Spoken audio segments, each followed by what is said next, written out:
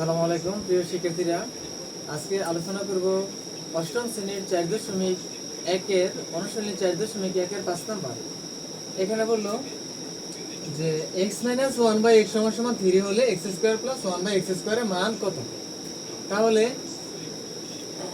এখানে দেওয়া আছে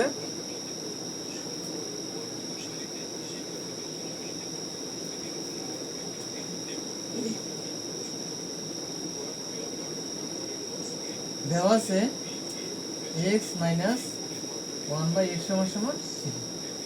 x - 1/x = 3 হলে x² + 1/x² এর মান কত। তাহলে এটা একটা প্রদত্ত রাশি, আমি লিখি প্রদত্ত রাশি, যেহেতু এর মান বের করতে হবে। অতএব প্রদত্ত রাশি x² + 1/x²। এখানে x² + 1/x² মানে a² + b² একটা সূত্র করছে, একটু সাজিয়ে নেই। x² + 1/x তারপর হোল স্কয়ার। তাহলে এখানে a² + b² একটা সূত্র আছে, অনুসিদ্ধান্তর আমরা জানি a² + b² = a + b তার হোল স্কয়ার মাইনাস 2ab। আরেকটা সূত্র আছে অনুরূপ, a² + b² = a - b তার হোল স্কয়ার প্লাস 2ab। এখন এখানে দুইটা একই সূত্রের দুইটা মান, একটা হলো a² + b² = a + b তার হোল স্কয়ার মাইনাস 2ab, আবার a² + b² = a - b তার হোল স্কয়ার প্লাস 2ab। আমি কোনটা ব্যবহৃত করব, এখানে কোনটা অ্যাপ্লাই করব? এখন দেখো তো যে এখানে মান দেওয়া আছে যে x - 1/x = 3, মানের উপর ডিপেন্ড করে আমি সূত্র অ্যাপ্লাই করব।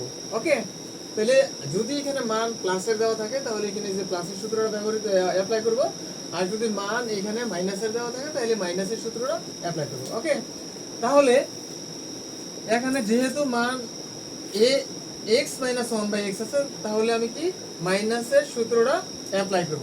তাহলে a² + b² = কি হবে? a - b তার whole square plus 2ab। x এটার সাথে ভাগাকারে আছে, x এ কি হয়? ক্যান্সেল। x - 1/x = কত দেওয়া আছে? 3। তার উপর এখানে কি দেওয়া আছে? হোল স্কয়ার, এখানে হোল স্কয়ার দিয়ে দিলাম প্লাস 2। আচ্ছা, এখানে 3 এর উপর স্কয়ার আছে, দুইটা 3, 3 × 3 = 9। তাহলে 3 এর উপর স্কয়ার থাকলে কি হয়? 9 প্লাস 2। তাহলে 9 আর 2 যোগ করলে কত হয়? 11। এই হলো আনসার। আশা করি সকল